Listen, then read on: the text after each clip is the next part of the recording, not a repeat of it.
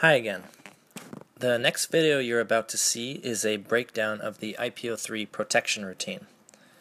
This routine was from the 2016 All-Breed World Championship in Switzerland.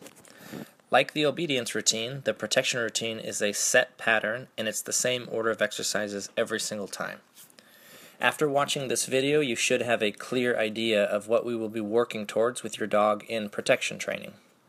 Obviously, every dog is different, so not every dog will work like the one you'll see in the video, but the structure of the exercises will be the same. The protection routine always starts with the blind search.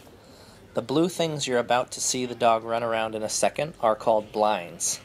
In the IPO3 protection routine, your dog must search a total of 6 blinds. The blinds are staggered on either side of the field. The dog should zigzag from right to left, working his way up the field and searching each blind until he arrives at the final blind, which is where the helper is hiding. The dog should run around the blind, come back to the handler, and then search the next blind when the handler directs him to.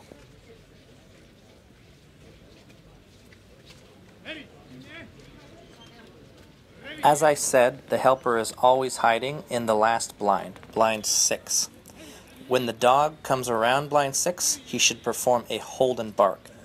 The hold and bark is when the dog is essentially cornering the helper and preventing his escape by barking at him. The dog should be close to the helper, but is not allowed to touch the helper at all. Any touching by the dog will result in point deduction. The judge grades the hold and bark based on many variables such as how powerful, intense, and consistent the dog is in its barking. After the hold and bark, the next exercise is the escape bite.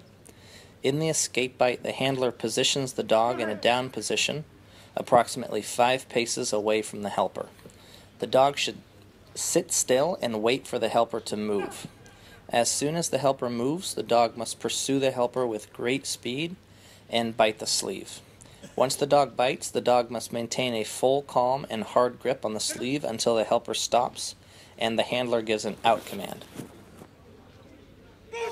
Once the handler gives the out command, the dog must immediately let go.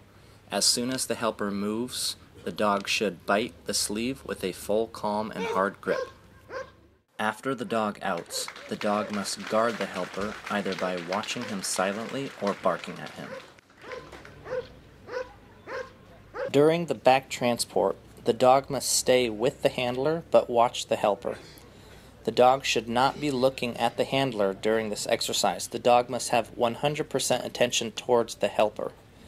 As soon as the helper turns around and attacks, the dog must leave the handler's side and bite the sleeve. This is followed by an out with guarding.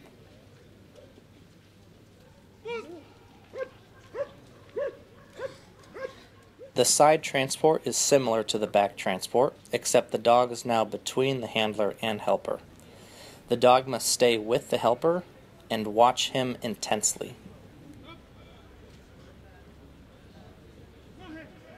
During the courage test, the handler stands on the very end of the field while the helper runs and yells at the dog from the complete other end of the field, which you cannot see in this video as the camera is fixed on the dog the entire time.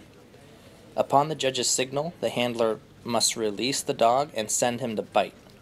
The dog should run fast up the field and bite the sleeve with a full, calm grip. This is followed by an out and guarding.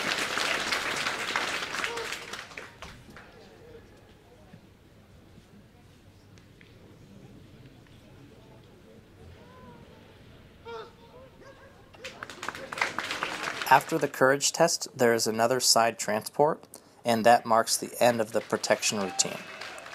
The handler then heels his dog away and receives his critique from the judge to see what his score is. Again, you need at least 70 points to pass.